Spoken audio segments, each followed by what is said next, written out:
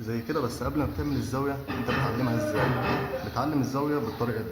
هات كده المسطره دي، بص معايا هنا كده. لو معاك زاويه 90 بتعلم بيها ماشي، ما معاكش بتجيب ايه؟ زاويه من نفس العود، حته فاضله كده من نفس العود وبتعلم بيها. تمام. نزلت لها فيديو قبل كده وكلنا ايه عارفين الطريقه دي. بتدي علامه هنا وبتدي علامه الجنب التاني. تمام. بتشوف بقى انه جنب عندك اللي هيتقطع وايه هتعلمه هتقطعه. تمام.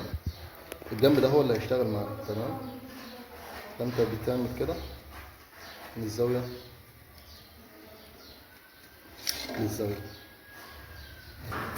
بص يا زعيم، صلى على النبي، النقطه دي مخصوص.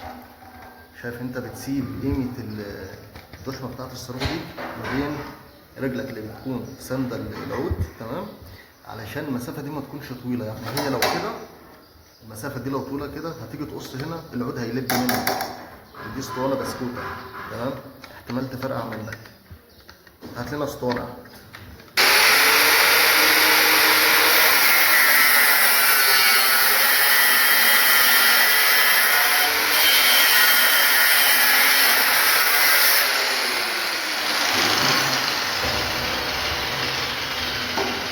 تعالى بقى كده معايا فوق. بص يا باشا، تعالى هنا كده عند العلامه. انت عندك ده التركيز بتاعك قبل ما تفتح الشغل ده.